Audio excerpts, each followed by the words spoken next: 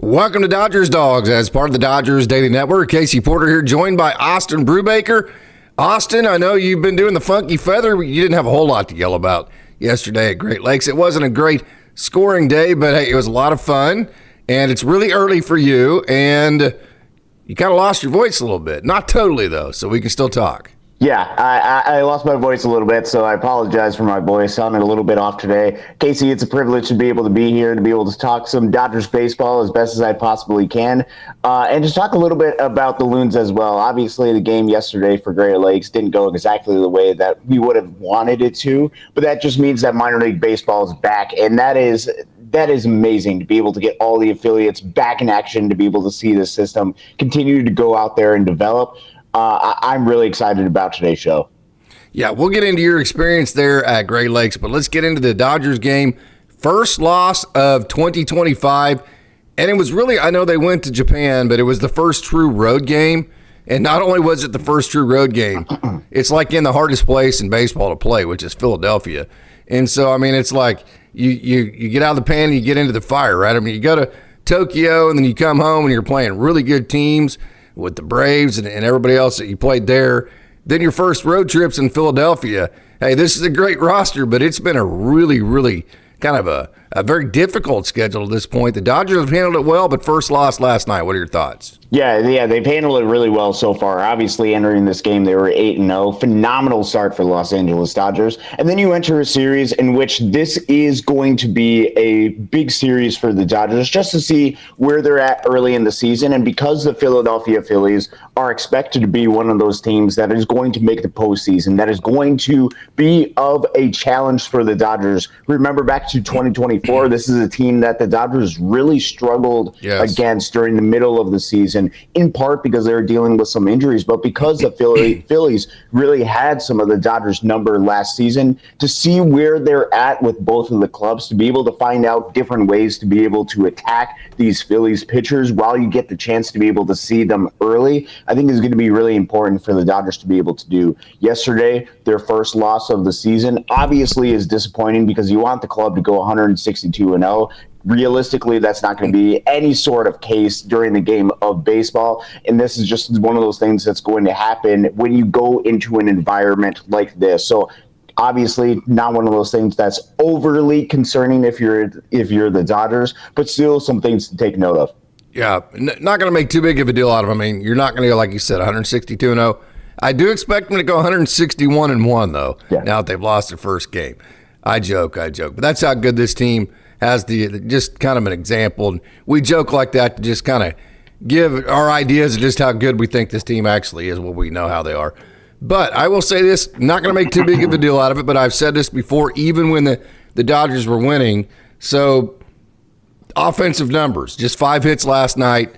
They are 11th in Major League Baseball in hits at 64, 15th in Major League Baseball in batting average at 227.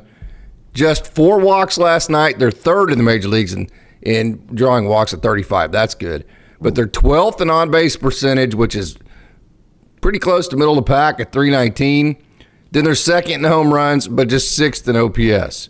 So as an analyst or as somebody who does statistics, chew on those and tell me about the offense. Yeah, so it's been interesting with the offense. As you had mentioned, they have the ability to be able to go out there and draw those walks, which as somebody who watches this game, very much am a fan of. And I think has led to them, the combination of the walks and the power has led to them really having the chance to be able to win those first 8 games that they've had the opportunity to. But you're seeing even with some of these players that are going through some of their struggles right now, some of the quality of contact during the non-home run type of plate appearances seems to be off a little bit. And in part, you have to take that with a little bit of grain of salt because you're getting a very small picture of what a larger season is. But it's something to take note of as these players are working through a lot of their motions. They're working through their progression throughout the course of the season, trying to figure out, okay, what sort of adjustments am I going to have to make mid-season,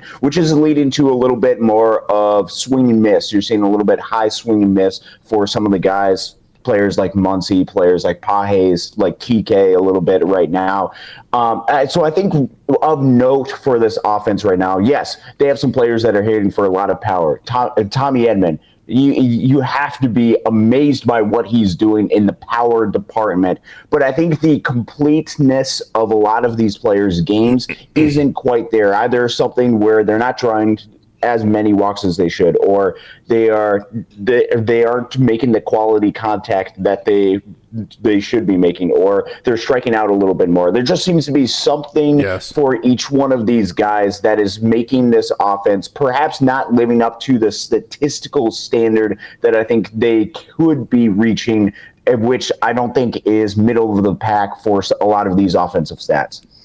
So, again, not going to make too much out of it. It's the first loss of the season. It's in Philadelphia, maybe the hardest place in baseball to play.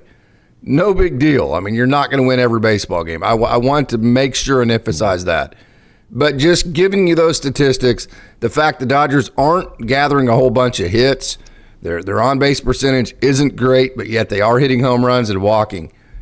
Is that a sustainable model to kind of relax us to be a World Series champion? Of course, I always start from the back and work forward. So that's always where my mind goes to. Can you win a World Series with this version of the team? Of course, we know it's very early, but if everything stayed like that, and that becomes actually what the offense is this year, is that an offense that will win a World Series, do you think? It is one of those offenses.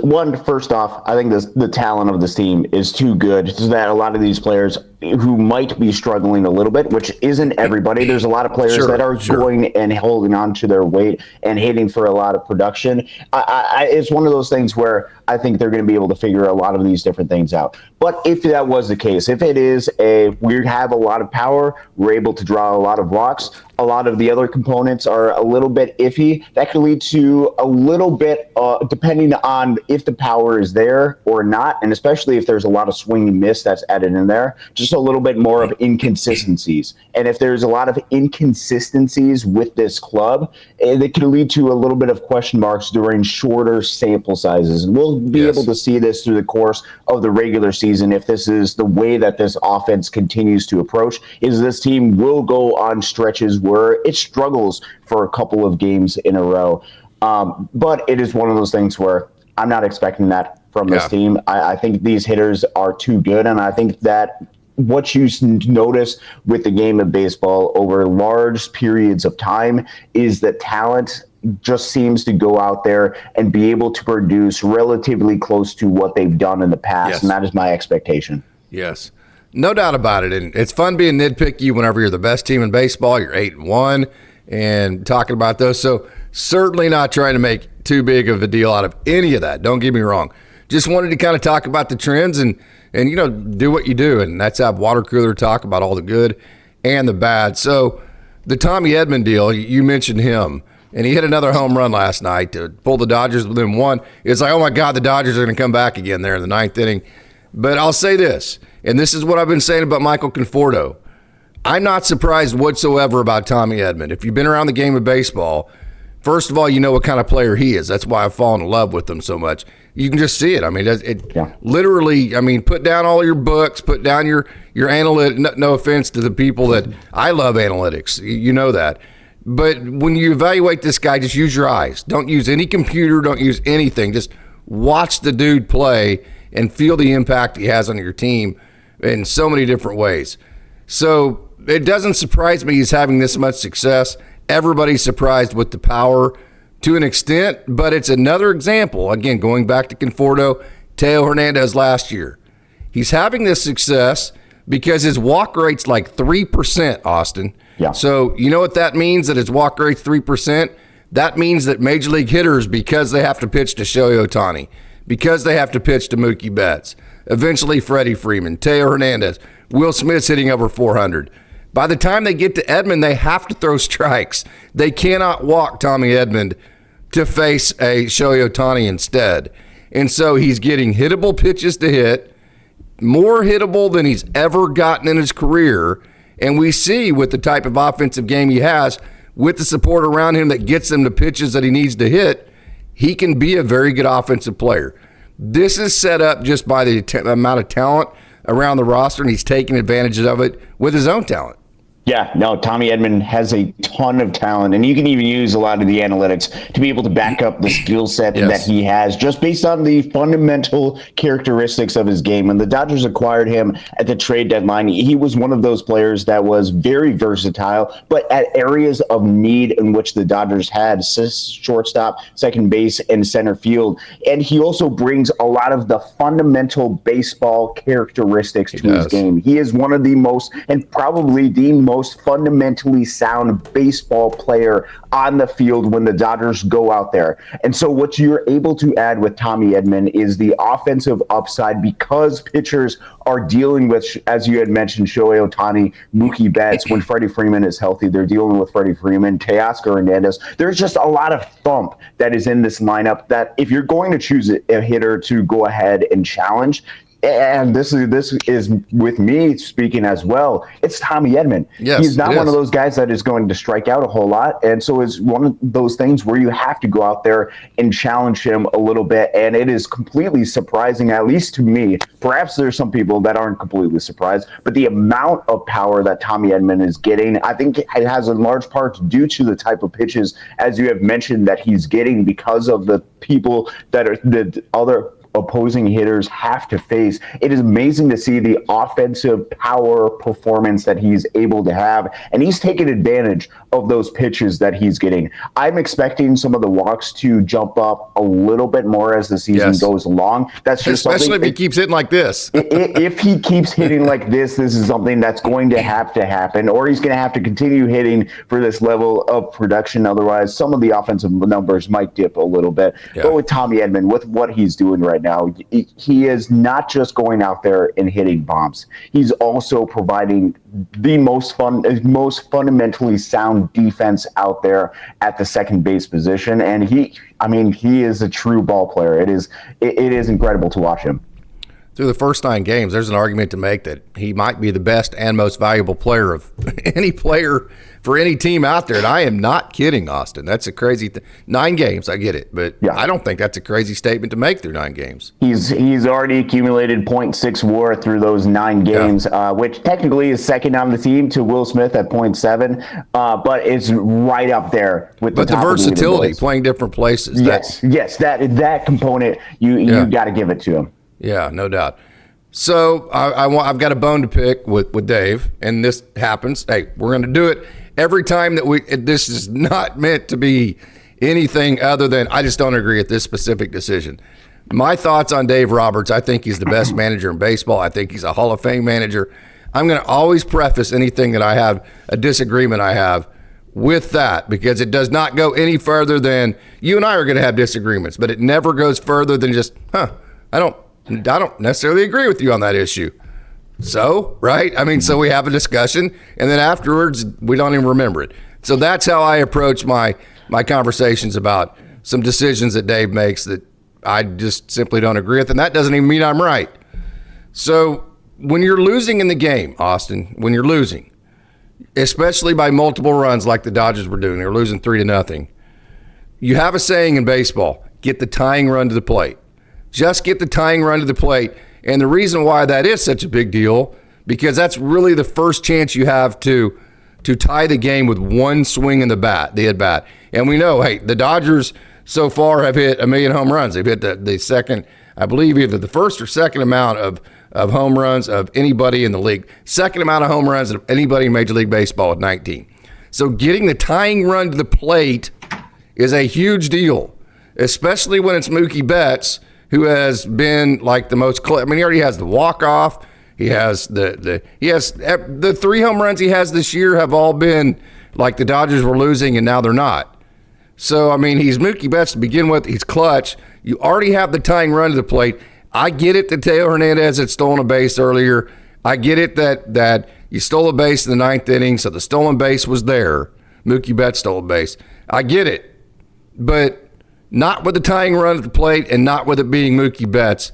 You just can't make the third out at second base trying to steal there. You just can't do it. Yeah, no, and we saw that during the game yesterday, and it's a thought of how aggressive do you want to be in order to get that. And with this offense that you do have, you don't necessarily have to be overly aggressive to be able to go out there and score a lot of runs, because the offense is going to take care of a lot of that yourselves. And so it's about putting the key personnel in the right position to be able to take advantage of those situational opportunities. And with, if you look at this team, there just really isn't a whole lot of guys that you feel overly confident as going out there and stealing a whole lot of bases, going out there and being aggressive on the base paths. That's just not the makeup of a lot of these guys. Shohei is the number one guy, and he's the one who got thrown out. But yes. Even it being Shohei, with the tying run of the play being Mookie, I just can't buy that one. Yeah, and so it's okay, you have to take prime opportunities to be able to go out there and do that. And it just comes down to, okay, I think you can live with it if it's we feel overly confident with this guy going out there and stealing the base. If you don't, or if there's a pickoff, or if it's another one of those caught stealings, you could have some questions on it. But if it's I feel really confident about this guy and just overly aggressive, you might just be able to live with that.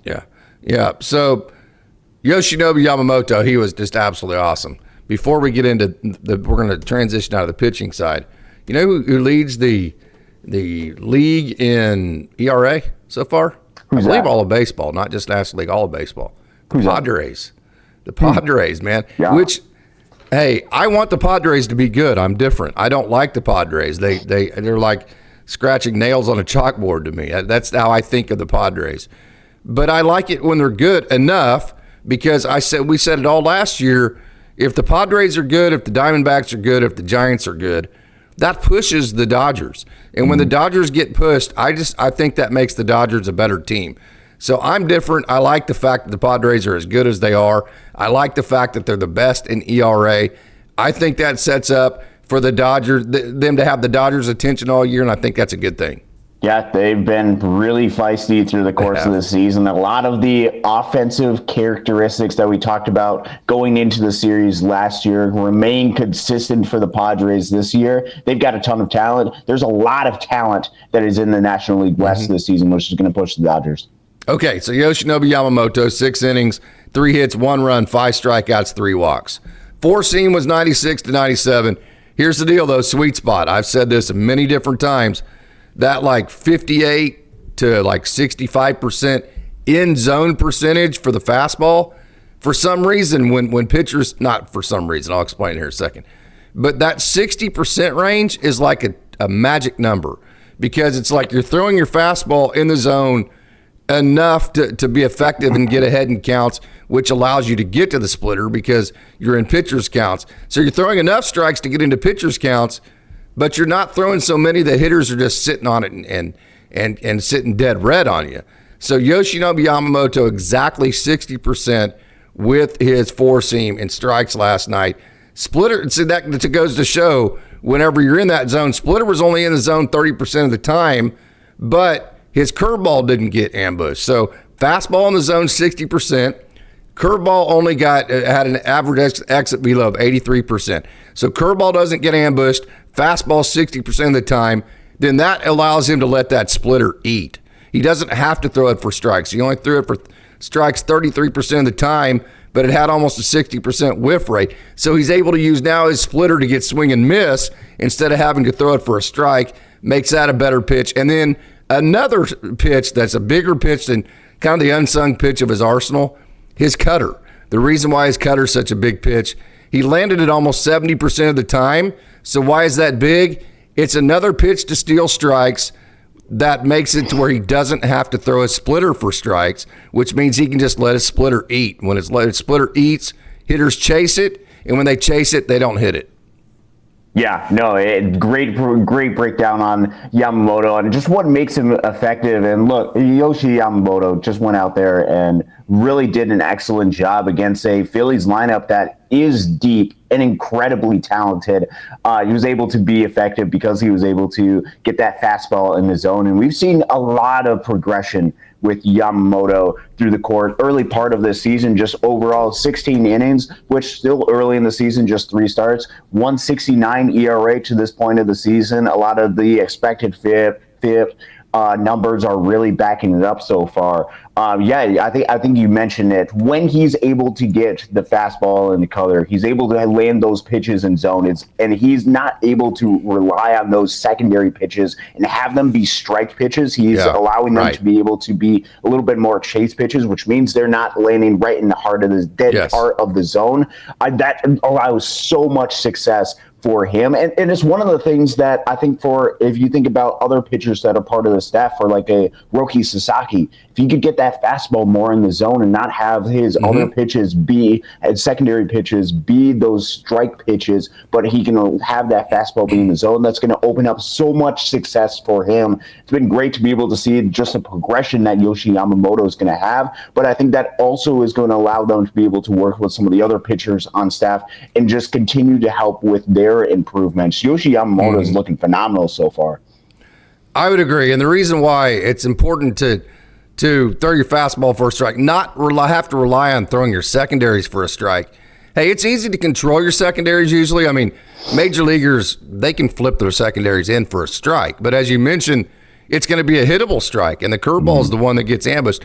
So the off-speed pitches, the secondary pitches, aren't necessarily hard to control, but they are hard to command, meaning it's hard to pinpoint a curveball that's breaking almost 4 feet to, okay, I'm going to exactly hit the outside corner. The straighter pitches are the ones that you command better. And so you really need to be able to just throw your secondaries for swing and miss. Not really worry about the ending point of it as much, the command aspect of that. So, hey, Austin, I'm going to go ahead and cover Oklahoma City, Tulsa, and Rancho, but you were at Great Lakes last night. Take it over. Tell us all about your experience. Yeah, so got the chance to be able to go back to Dow Diamond and be able to see Great Lakes again. And it is amazing to be able to go back to the Loons. Been waiting for this for well over 200 days. And it's one of those things where the team over the past couple of years, if you look at the history of the Loons, they have been fighting and clawing and been really close to achieving the goal, which is to win the Midwest League over the past couple of years. You date back to 2021, and they were really close, fighting right into the end. They had Andy Pajes and Ryan Ward as part of that team. They came back, got within a game entering the last week of the season, ended up falling short. 2022, they were in the playoffs, but fell short to the Lake County Captains. 2023 made it to the championship, but lost by 1 run in what turned out into a 7-inning game against the Cedar Rapids Colonels. Last year fell a little bit short. So we enter into this 2025 year, and they're still going out there competing for a Midwest League championship, and they turn the ball over on opening day. And it's usually a proud tradition for Great Lakes to be able to turn the ball over opening day to one of these guys. And this year, I think, is one of the coolest opening day starts that I have ever seen in Great Lakes, because the person who got the opening day nod for Great Lakes was Patrick Copen. Now, I think you have to understand the story of what Patrick Copen had to go through last year to be able to fully appreciate what this outing was for him, because Patrick Copen was part of the Loons team in the 2024 season. He actually was pitching really, really well for Great Lakes last year. There was, I don't remember what day of the week it was, but there was a game late in the season in which his life was changed on that day, because there is a comebacker that came back, hit him, and caused some damage to him. It caused some damage to his vision, and it's just one of those things where he was out the rest of the season, and there was questions as far as what it was going to be the next steps for him going forward. He is a competitor, and he went out there and he fought for another opportunity to go out there. And so Patrick Copen, who went through a journey of fighting to go out there, be out there on the mound, went out there and got the opening day nod for Great Lakes, and not just went out there and pitched. That would have been enough to make this a great story. but was absolutely phenomenal against the defending Midwest League champions. Went out there, pitched 3 2/3 innings, didn't give up any hits during that time, had 9 strikeouts in those 3 2/3 innings. I believe 16, if I counted correctly, swings and misses on his pitches. He was out there and he was pitching absolutely phenomenally, going ahead and mixing his pitches, mixing speeds, going out there and against a team that has a ton of talent in the Lake County Captains, went out there and absolutely performed. It was inspiring to be able to watch him go out there, compete. His family was there. They were super hyped to watch all of that, and rightfully so. Just amazing to be able to watch the performance that he has, the swing miss stuff that he was able to carry despite everything that has gone on in his life. Just super inspirational for Patrick Copen. Yeah. Rolodex type of potential, no doubt about it, for Patrick Copen. This is a young man I got to see a lot at Kansas last year, KU. Had a chance to interview him. Threw 2 no-hitters in high school, would have thrown a perfect game as a freshman, but he hit the leadoff hitter of the entire game. Hit batsman with the first hitter of the game, then threw a complete game from then on. He set his school, Freesburg in Minnesota there, of single season wins in one season, and he broke his Uncle Dennis's record for most amount of wins in one season at his high school. His grandpa played professionally. This is Evan Shaw that you got to see last night. He beat K-State, a really good team, the team that's in first place in Big 12 this year. Last year in his last outing for KU in the Big 12 tournament, I got to see that with my own eyes. This is a guy doesn't throw overly hard, but he has a great mix. It is right now. It's definitely an execution focus. But you look at that frame, you look at the ease of which he releases the ball. So he's like 93, 94 right now. You could definitely see a lot of room to grow in the velo area. And if he gets up to 96, 97, which he's capable of, with the execution focus he's always had, the Dodgers have something right here in Evan Shaw, and he had a great night last night. Yeah, he had a good night. Scoreless through his, I believe, 1 1/3 innings. You could tell the ball moves with him when he goes out there. And if he could add a little bit of velo, that would just make his arsenal just overly impressive with him. I'm excited to be able to see his progression as he continues to go out there. Obviously, has not had a ton of time at the minor league level. But there's a reason why he's starting out in Great Lakes this season. It's because they see a lot out of him, and he could be one of those guys that it continues to be the next in line for those great left-handed relievers that come out of Great Lakes. Yeah, no doubt. So a guy that you're very familiar with, started last night for AA Tulsa, Jackson Ferris. The thing about him, yes, we know he's awesome. He has that front to back breaking ball. He has the sweeping breaking ball to the back foot. He hits the back door at that breaking ball. He has the great carry on there's the back door there. He has the great carry on the fastball. There is a reason why he got the ball in opening day in T-Town last night in Tulsa. 4 1/3 innings, 6 hits, 2 runs, 7 strikeouts, just 2 walks. But the thing is, he went 6 innings in 75, 80% of his outings to the last half of last year. He went 5 innings and several more of that. So he's adding length. This is a guy that can go 6, 7 innings every time he goes out because he's so explosive. Like I said, the breaking ball was great again last night. Fastball was good. And the last 2 pitches of this video, Jack Caglianone came to Stillwater last year for when he was playing for Florida. See that pitch there? And he was the best hitter in college baseball, and you could feel it. I saw him with my own eyes. No chance against Jackson Ferris. I want to show you those last 2 pitches. This is going to be a major league hitter for a long time, Jack Caglianone. Top draft pick, and look how stupid he makes him look. That's crazy, isn't it? Oh, it's nuts. And to get this from Jackson Ferris, who's getting the length that he has, that's getting the swing and miss from what is going to be major league hitters, from a guy who's pitching at AA at just 21 years old. That you don't see that hardly ever. It is amazing what Jackson Ferris is able to do. I believe, 7 strikeouts yesterday, something like that. I'm excited to be able to see him continue to progress. He has a chance to be one of those guys that moves up incredibly quick. If he hasn't, he's already moved up. incredibly quick. I'm excited to see his progress continue to go along in Double-A. Another guy that you like a lot. You got to see him a lot in Great Lakes. Jose Ramos went yard last night. Great to see that. What's great to see that's down the right field line. You know what that means? He's letting the ball get deep. Why is that significant? Because the deeper you let it get, the longer you have to pick up spin and location, which should, and he's quick enough to do this, should lead to less swing and miss, which is the issue with Jose Ramos. So good start for him. Let's hope Jose can put the bat on the ball this year enough to reach his talent, because the talent is off the charts for this young man. Don't forget about Jose Ramos. They're going to keep getting his at-bats and see if he can figure out the offensive side and how to put the bat on the ball. Talent is still there. He's still got that exact same pop that was there when he was as highly thought of as most people in this system. All of the skill set, all of the tools are there. If you can make him that consistent contact, if we can see the continued growth for Jose Ramos, he's going to continue to be getting opportunities. And great to see him hit a home run and have a little bit of success yesterday. You know who else it was great to see hit a home run? GLP, Griffin Lockwood Powell. The funniest part about this, if you go to my interview with him, that's a bomb right there.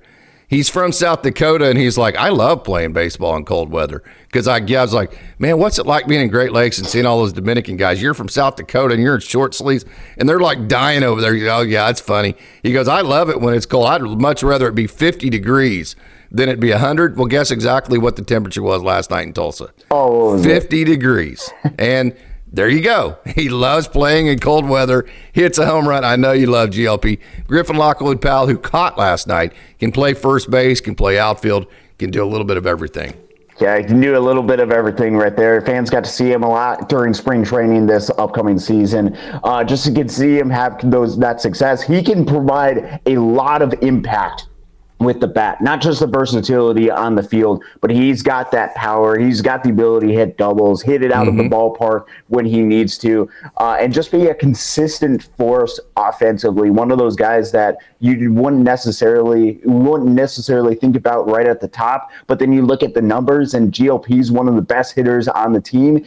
He is that type of good, that type of player. Griffin Lockwood Powell is going out there, and he's having a good start to his season. Yes, and then Ronan Kopp. This is a huge year for him. Yeah, got to master this. He's like the pitching version of Jose Ramos. Got to master the strike zone, and we see him. He floated out of the strike zone for a hitter or two last night, and then the rest of the time he was totally dominant. That four seam right there, up in the zone, mastered with the slider. That is just absolutely big time stuff. I know you agree with this. This is a huge year for Ronan. Ronan, whenever he's in the zone, he's as good as anybody else. He will get major league hitters out consistently right now with his stuff in the zone. And we've seen many different times with Bobby Miller, Michael Grove, Justin Robleski. You can go directly from Double-A Tulsa to L.A. Not saying that's going to happen with Ronan, but I am saying that he has that type of potential to him. So big year for Ronan Kopp. Huge year for Ronan, and I think he knows that, and it's one of those things where his talent is off the charts. We've seen this for years, just his ability to get swing and miss. You see it on some of these pitches right there. It's practically unhittable with the arm angles that he's able to get, with the height that he's able to get, and just with the stuff that he has. It is about finding that consistency, which I know he knows, and that he's been working on trying to refine all of that different stuff. And it's a good start for him to be able to do, but we'll be able to see him continue to work and progress throughout this season. I'm excited for him. I'm excited to see what he's able to do, understanding the magnitude of what this year presents for him. Dalton Rushing at AAA Oklahoma City had a big night last night, and that's good because he had been struggling. It's kind of like the stock market hitting as early in the season. You can't look at the results. If you look at your stocks every day, like right now the Dow's down, you're going to drive yourself insane. I mean, you got to just kind of make your investment and then, your retirement investment, and maybe check in on it every now and then. That's what stats are offensively, because Rushing, the stats didn't look good coming into tonight. He gets 4 hits last night. All of a sudden he's hitting over 300. So you just got to wait. You got to wait till there's, as you say it all the time, a sample size big enough to where there's not like 300-point swings in one day. But it was great to see Dalton Rushing have a great night last night, catching again. I say it all the time, left field is too far away from the ball. It's not just his hit tool and his physical tools that make him so great. It's the fact that he demands the pitchers pitch the way that they're capable of doing. It's his fiery mentality. It's his leadership qualities. The closer you can get him to home plate, the more times that you can do that with, the more impact he has on the mentality and the overall success of a game. So Dalton rushing a big game last night. And the more time that you're able to allow him to be able to figure things out, he's going to be able to figure things out. And we saw him have, I believe that first game he had the home run. I think the more time that you're going to be able to get him at the plate, he's just going to continue to go out there and perform. Dalton Rushing is too talented to be able to have really any of those negative numbers attached to him. You got to see him have a lot of base hits yesterday. 4 different hits. I'm excited to be able to see him continue to go out there, continue to develop, and when the time is right, he is going to be a major league player for a long time. Dalton Rushing is that competitive and that good. Alex Freeland, this is the second time already this year that he has a hit both left-handed and right-handed. It hasn't been like an unbelievably great start offensively for Freeland. I'm not going to sugarcoat any of that, but it's always impressive whenever you get to see him get a hit from both sides of the plate and then steal a base. He played shortstop again last night. He's been playing some third base.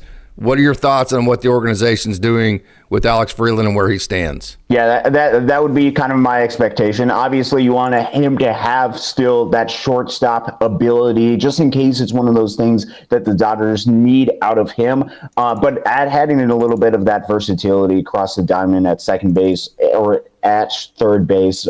Those are, especially third base, being one of those positions where the long-term future of Max Muncy just isn't necessarily there. His contract, he has a club option after this season, which probably will be exercised just given his history and what my expectations for his production this upcoming season are going to be, or this season is going to be.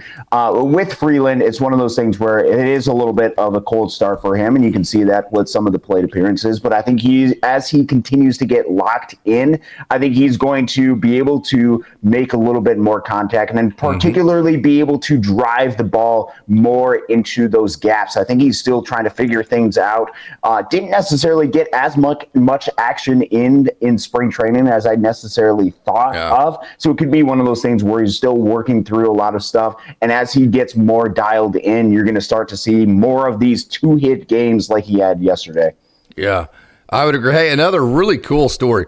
I told you I got a chance to talk to him for probably, I would say, close to 10 minutes, just me and him talking. This is how nice of a guy he is. Justin Jarvis, young man out of North Carolina. If you remember, he had the really bad outing the first time out. And that was the first thing he said. He goes, yeah, everything's been good since the first outing. I mean, he was like, that first outing was brutal. You know, he was able to joke about it now because he's overcoming and he's having success. And then don't forget, he was my most viral video ever. Whenever the ball came back to him and he caught the ball and almost killed him. Remember that one? Yeah. That was him. That was Justin Jarvis. Wow, what an outing last night for him. He went 6 innings. Now, he did walk a few guys, but he went 6 innings, no hits in 6 innings for Justin Jarvis. 3 strikeouts against 7 walks. He walked quite a few guys, but no runs actually he gave up 1 run. 4-seam 92-94, cutter 89-90. Also has a split and a change.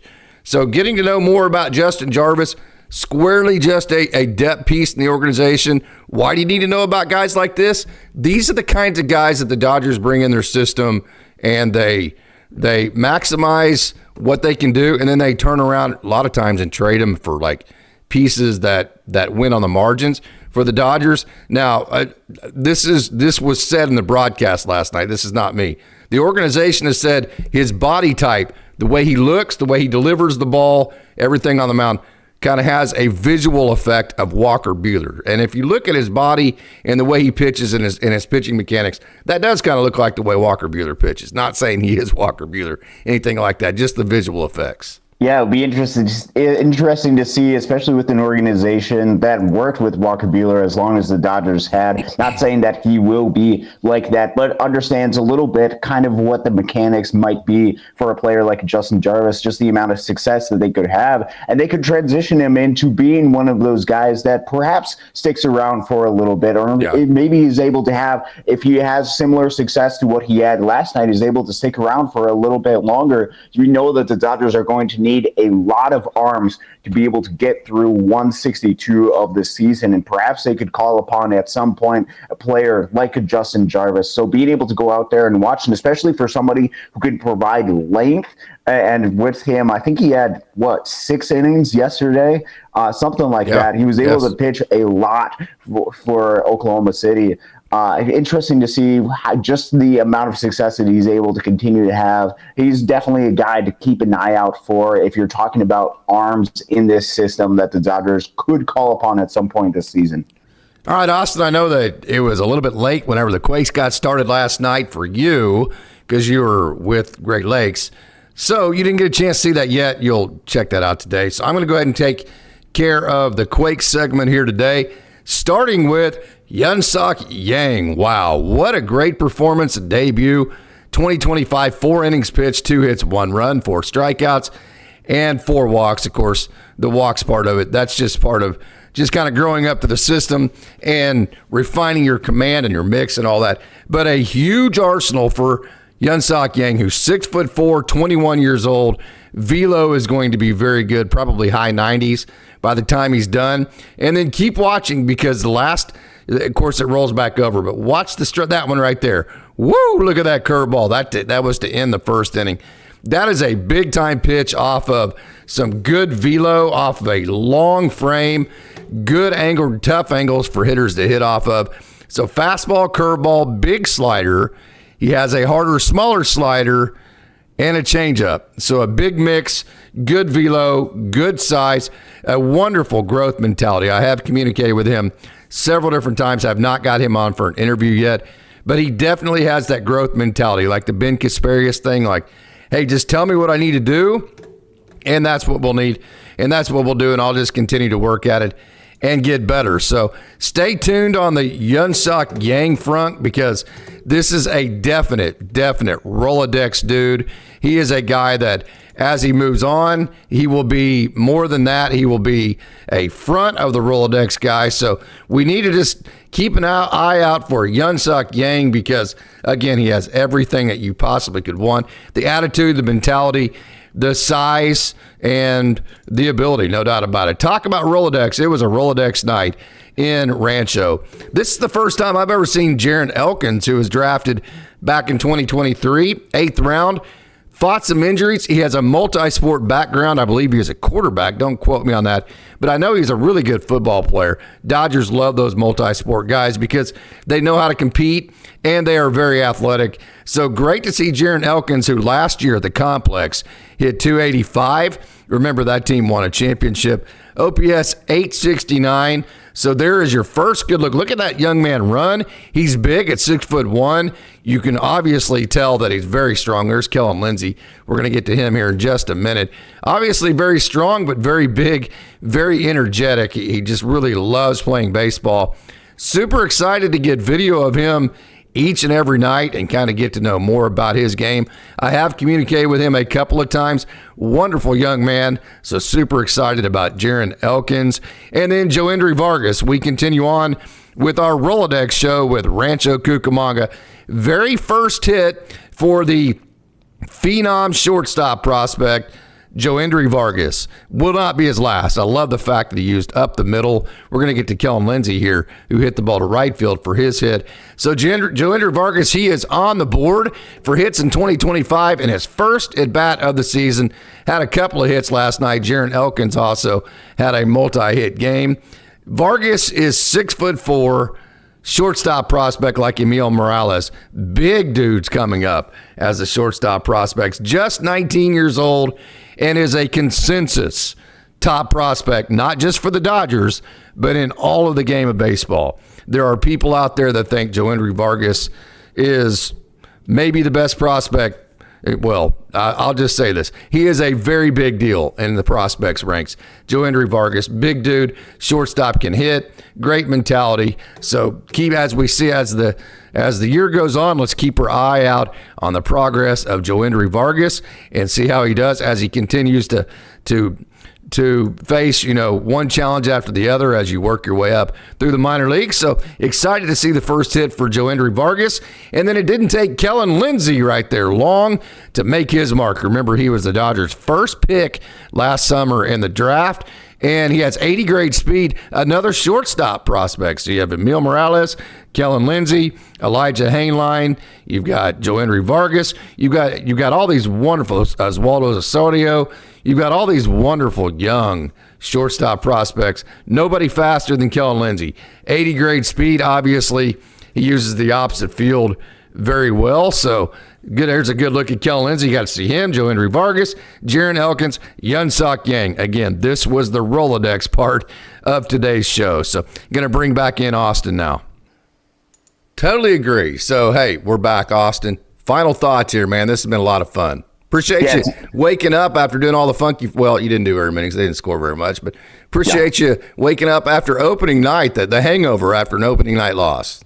Oh, it's one of those things where I'm going out there back today. That's the beauty of the game of baseball. You have a little bit of a disappointment during a game, but there is the promise of tomorrow and being able to go out there and rectify that. And I still believe in this Great Lakes club and what they're going to be able to do this season. I think this offense is going to be able to score a lot of runs. And when you talk about the Dodgers, look, this is going to be a competitive, feisty series. The Dodgers are incredibly talented. There are frustrating parts about just about any part, but the overall talent level of the Dodgers is going to put them in a position to be able to win a ton of games. And if you're patient with the process, if you're patient with the approach and allow the full sample size to be able to start figure things out and not make rash judgments based on a small limited sample, I think that you're going to figure out who the best players are,